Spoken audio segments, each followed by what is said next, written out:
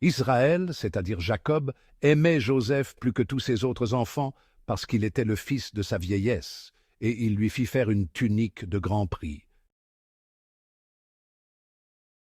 En voyant qu'il leur préférait Joseph, ses autres fils se mirent à détester celui-ci, et ils ne pouvaient plus lui parler sans hostilité. Les frères de Joseph étaient allés à Sichem faire paître le troupeau de leur père. Israël dit à Joseph, « Tes frères ne gardent-ils pas le troupeau à Sichem? Va donc les trouver de ma part. » Joseph les trouva à Dothan. Ceux-ci l'aperçurent de loin, et avant qu'il arrive près d'eux, ils complotèrent de le faire mourir. Ils se dirent l'un à l'autre, « Voici l'expert en songes qui arrive.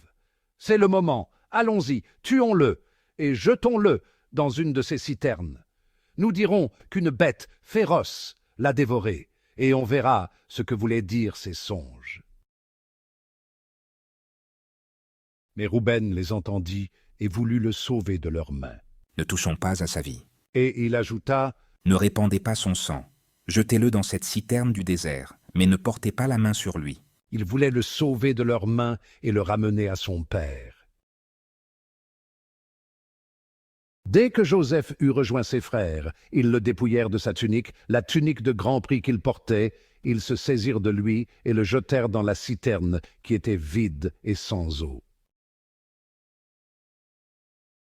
Ils s'assirent ensuite pour manger. En levant les yeux, ils virent une caravane d'Ismaélites qui venait de Galaad. Leurs chameaux étaient chargés d'aromates, de baume et de myrrhe qu'ils allaient livrer en Égypte. Quel profit aurions-nous à tuer notre frère et à dissimuler sa mort?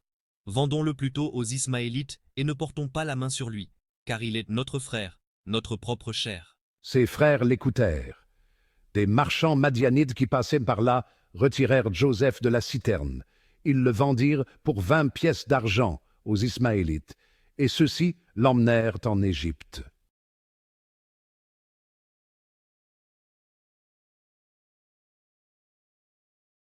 En ce temps-là, Jésus disait aux grands prêtres et aux anciens du peuple, « Écoutez cette parabole. Un homme était propriétaire d'un domaine. Il planta une vigne, l'entoura d'une clôture, y creusa un pressoir et bâtit une tour de garde. Puis il loua cette vigne à des vignerons et partit en voyage.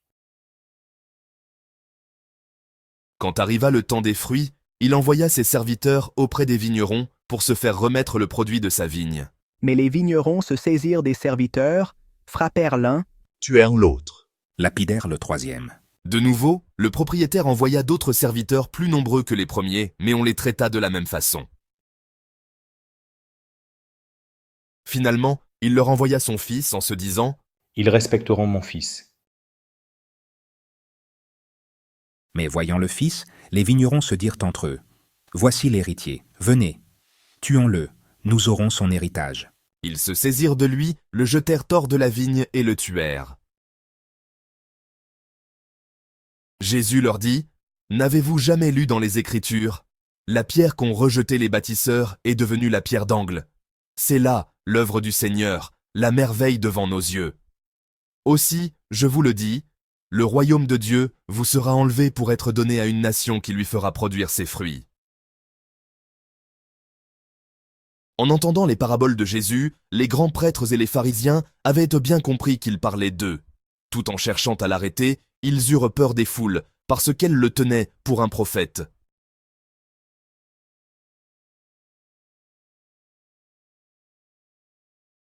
Frères, si dans la vigne du Seigneur nous voyons l'Église, ce n'est pas une mince prérogative de l'Église que d'avoir étendu ses limites sur toute la terre. J'entends par là cette foule des premiers croyants dont il est dit qu'ils n'étaient tous ensemble qu'un cœur et qu'une âme, As 4, 32, car la persécution ne l'a pas si brutalement déracinée qu'elle n'ait pu être replantée ailleurs et louée à d'autres vignerons qui, la saison venue, lui ont fait porter des fruits. Elle n'a pas péri, elle a changé de sol. Mieux, elle y a gagné en force ainsi qu'en étendue, comme la vigne bénie du Seigneur. Frères, levez donc les yeux, et vous verrez que son ombre a couvert les collines. que ses pampres sont des cèdres de Dieu, qu'elle a étendu ses sarments jusqu'à la mer et ses rejetons jusqu'au fleuve. Poisse 69, 11, 12. Ce n'est pas surprenant. Elle est l'édifice de Dieu, le champ de Dieu. 1 CO 3,9. C'est lui qui la féconde, qui la propage, la taille et les mondes, afin qu'elle produise davantage. Il ne va pas laisser sans soin une vigne que sa main droite a plantée. PS 79, 16. Il ne va pas abandonner une vigne dont les pampres sont les apôtres, dont le cep est Jésus-Christ, et dont lui, le Père, est le vigneron. JN 15, 1, 5. Plantée dans la foi, elle plonge ses racines dans la charité labourée par l'obéissance fertilisée des larmes du repentir, arrosée par la parole des prédicateurs.